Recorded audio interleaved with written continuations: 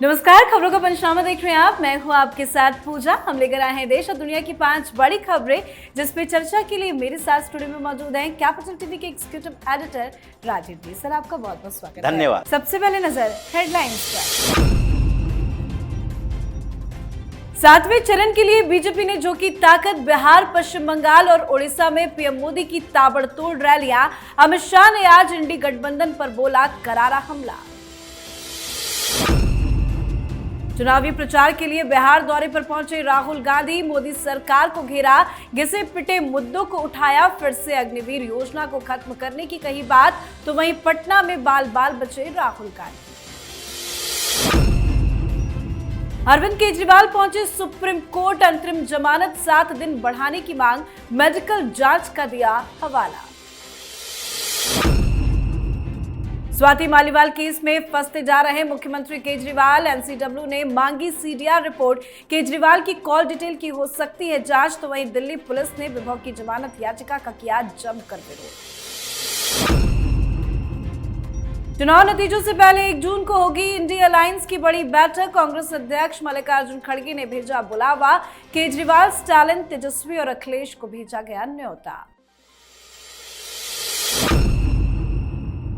खबरों की शुरुआत में सबसे पहले बात लोकसभा चुनाव से जुड़ी, जिसके बाद 7वें और आखिरी चरण की वोटिंग बाकी है और 7वें चरण के लिए बीजेपी ने अपनी पूरी ताकत झोंक दी है। पीएम मोदी आने वाले दिनों में ताबड़तोड़ चुनावी प्रचार करेंगे। कल पीएम दुमका, बारासात, जादवपुर में जनसभा को संबोधित करेंगे। इसके बाद शाम को कोलकाता उत्तर में रोड शो भी करेंगे और शाम 7 बजे स्वामी विवेकानंद की प्रतिमा पर माल्यार्पण करेंगे। कल रात वो कोलकाता राजभवन में ही रुकेंगे। फिर 29 मई को ओडिशा में कई चुनावी जनसभा को संबोधित करेंगे।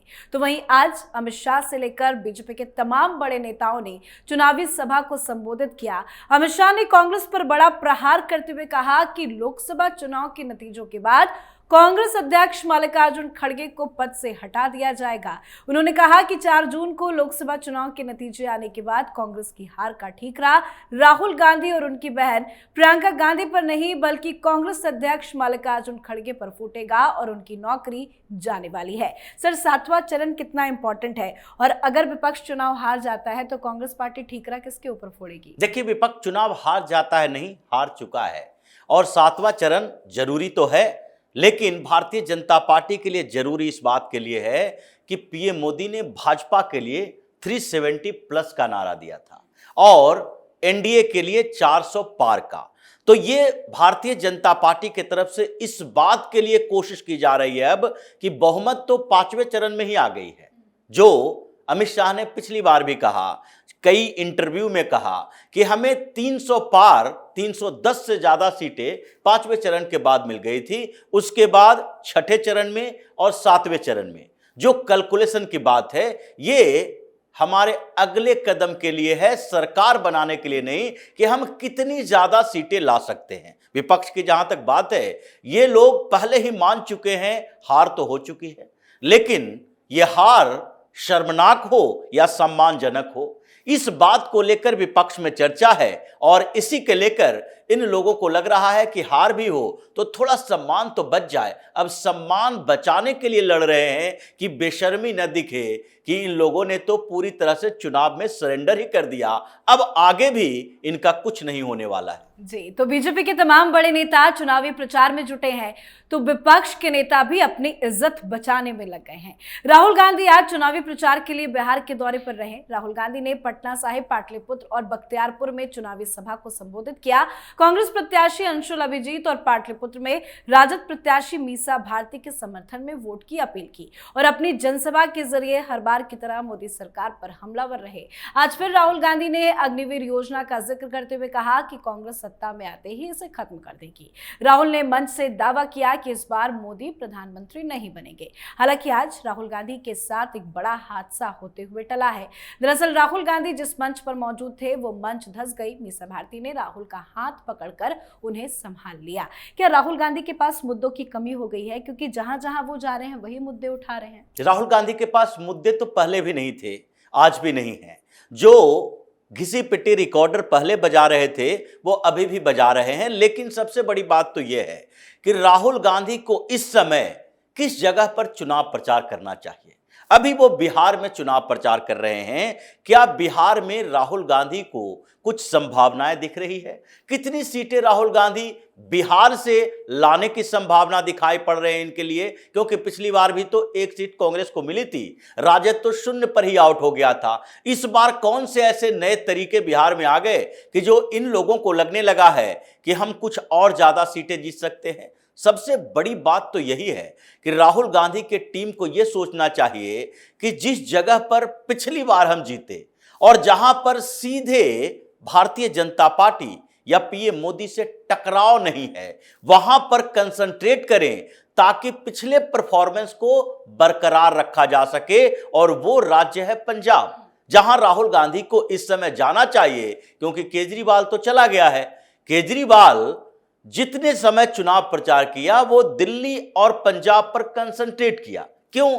क्योंकि लगता है कि दिल्ली और पंजाब ही है जहां पर हम कुछ बेहतर परफॉर्मेंस कर सकते हैं। लेकिन राहुल गांधी की टीम को लगता है कि ये तो राष्ट्रीय नहीं अंतरराष्ट्रीय नेता हैं, तो कहीं भी भेज दो प्रचार के लिए, वहां पर सिर्फ दिखाना है कि राहुल गांधी अलग अलग जगह पर प्रचार कर रहे हैं। इन्हें पूरे अपनी टीम के साथ अभी पंजाब में तंबू गाड़ देना चाहिए था और वहां पर केजरीवाल को जवाब देना चाहिए, क्योंकि केजरीवाल तो कह रहा है 13 सीटें हमें दे दो, तो 8 सीटें तो पिछली बार कांग्रेस की रही थी, तो सारी सीटें तो कांग्रेस से छीनने वाला है। तो ऐसी स्थिति में राहुल गांधी की बुद्धि, इनकी टीम के स्ट्रेटजी पर सवाल खड़ा होता है। बिल्कुल। अब बात करते हैं दिल्ली के मुख्यमंत्री अरविंद केजरीवाल की, जिन्होंने अपनी अंतरिम जमानत बढ़ाने के लिए एक नई चाल चली है।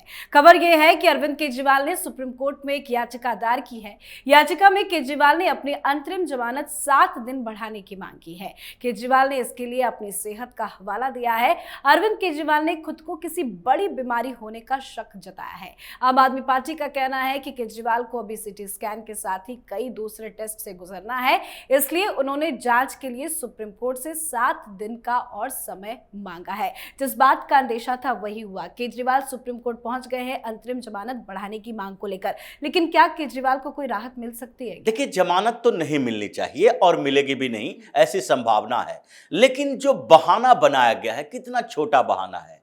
पीटी सीटी स्कैन करवाना है अरविंद केजरीवाल को, किसी गंभीर बीमारी की आशंका है।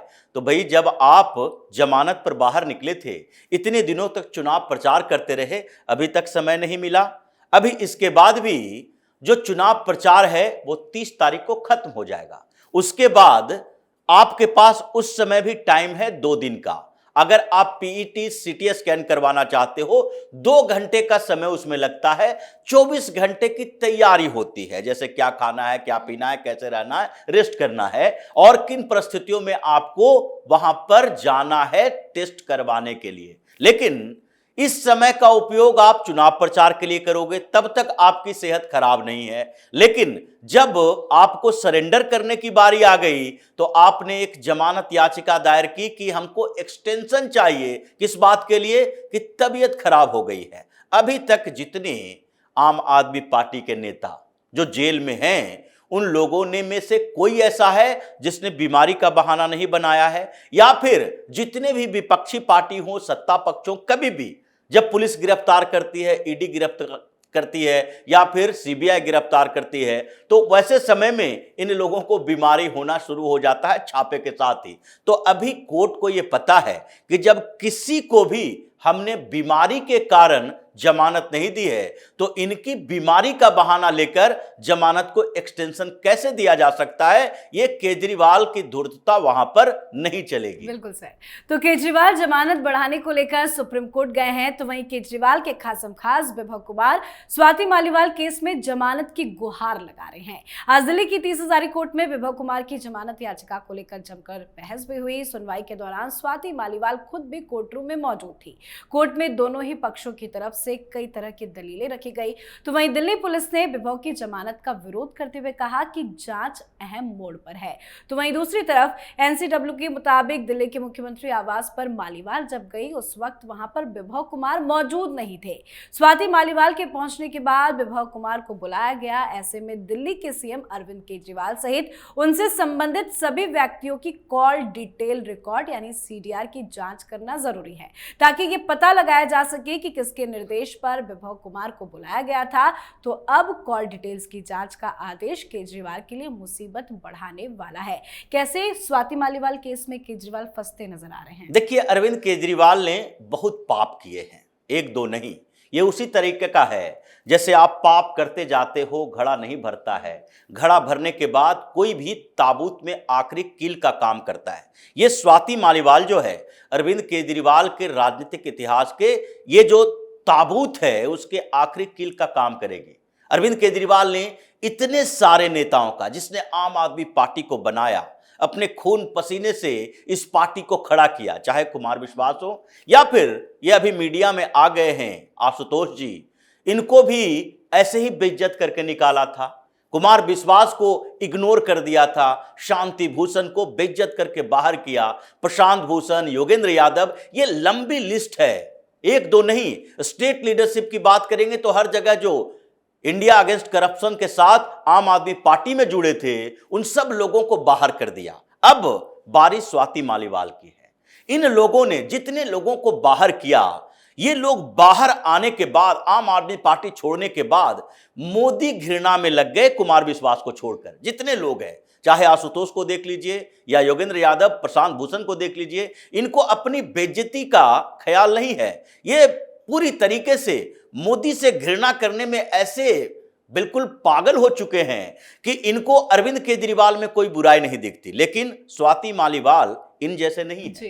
वो तो जैसे ही आरोप लगाई है और उसके बाद 2 दिनों तक अरविंद केजरीवाल की प्रतिक्रिया का इंतजार की, अब सीधे मैदान में उतर गई है। एक एक को नंगा करके छोड़ेगी जो उसका अपना स्टैंड दिखाई पड़ रहा है। तो इस मामले में अब जांच आगे होगी। कॉल डिटेल रिपोर्ट तो चाहिए ही, कॉल लोकेशन चाहिए, विभव वहां पर था कि नहीं, अरविंद केजरीवाल थे कि नहीं, या फिर जितने उनके सिक्योरिटी पर्सन है, कहां कहां कौन था, उनके माता पिता कहां थे, उनके बच्चे कहां थे, ये सारे लोगों के बारे में जानकारी मिलेगी। और इसलिए अरविंद केजरीवाल की फजीहत और होने वाली है जैसे ही इस मामले की जांच आगे बढ़ेगी। बिल्कुल सर। अब बात करते हैं आज की आखिरी खबर की। 4 जून को लोकसभा चुनाव के नतीजे सामने आएंगे, पर उससे पहले इंडी गठबंधन की एक बड़ी मीटिंग की खबर सामने आई है। इंडिया ब्लॉक ने 1 जून को सर्वदलीय बैठक बुलाई है, जिस दिन लोकसभा चुनाव के 7वें और अंतिम चरण के लिए मतदान भी होना है। इंडिया गठबंधन के सभी सहयोगी दलों को नई दिल्ली में आयोजित होने वाली बैठक में भाग लेने के लिए आमंत्रित भी कर दिया गया है। एमके स्टालिन, अरविंद केजरीवाल, तेजस्वी यादव, अखिलेश यादव सहित विपक्षी गठबंधन में शामिल सभी दलों के प्रमुखों को बैठक में आमंत्रित किया गया है और बताया जा रहा है कि चुनाव के रिजल्ट के बाद की रणनीति को लेकर मीटिंग में मंथन किया जाएगा। आखिर क्यों 1 तारीख को ही ये मीटिंग बुलाई गई है और मीटिंग बुलाने का मकसद क्या हो सकता है? देखिए, इन लोगों ने इंडी अलायंस की बात की है। अब इंडी अलायंस है कहां? कम्युनिस्ट पार्टी, स्टालिन की पार्टी, या फिर शरद पवार जैसे लोग, उद्धव ठाकरे जैसे लोग, अरविंद केजरीवाल, ये सब इंडी अलायंस में नहीं है। 1 जून का चुनाव खत्म होने वाला है और उसके बाद इन्होंने जो पार्टी की बैठक बुलाई है, उसी दिन और पता चल जाएगा कि कौन कौन वो उस बैठक में जा रहा है या अपने 2nd, 3rd ग्रेड के नेताओं को वहां पर भेज रहा है। ये इंडी अलायंस की पहले, चुनाव के पहले एक चर्चा तेज करने की बात है कि देखो, चुनाव परिणाम आने से पहले हम लोग सरकार बनाने के लिए कवायद करने वाले हैं। इसके पीछे का मकसद मीडिया को एक मसाला देना है कि हम अभी हार नहीं माने हैं, ये मंथन करेंगे, सरकार बनाने की बात करेंगे। अभी तक जितनी रिपोर्ट इनके पास आई है, इनके सारे नेता सरेंडर कर चुके हैं। इसका एक पार्टनर है उद्धव ठाकरे। ये संजय राउत बार बार कह रहे हैं, भाई नितिन गडकरी को हराने के लिए भारतीय जनता पार्टी के नेता तैयार हैं, लेकिन नितिन गडकरी हारने वाले नहीं हैं। वो अलग अलग नेताओं की बात कर रहे हैं। योगी को बचाना है तो फिर मोदी को हटाना पड़ेगा। जो तरीके इन लोगों ने अपनाया भारतीय जनता पार्टी के अंदर फूट डालने की, इसका मतलब है कि इन लोगों को पता है कि भाजपा इस बार पहले से भी ज्यादा बड़ी बहुमत से आने वाली है, मोदी को कोई डिगा नहीं सकता। तो अभी अंतिम चरण के चुनाव से पहले लोगों को भ्रमित करो कि देखो, हम इंडी अलायंस के पार्टनरों से मिलकर मोदी को हटाएंगे, इसलिए चुनाव खत्म होते हम लोग बैठक कर रहे हैं, परिणाम का इंतजार नहीं कर रहे हैं। परिणाम तो जब आएगा तो ये लोग किसी कोने में बैठकर रोएंगे, उसके बाद तो इनके पास कोई चारा ही नहीं रहेगा। बिल्कुल सर, बहुत बहुत धन्यवाद सर समझाने धन्यवाद। खबरों का पंचनामा में आज के लिए फिलहाल इतना ही। देश विदेश की बाकी खबरों और उनके सटीक एनालिसिस के लिए देखते रहिए कैपिटल टीवी। हमें लाइक कीजिए, शेयर कीजिए और कैपिटल टीवी को सब्सक्राइब कीजिए। नमस्कार।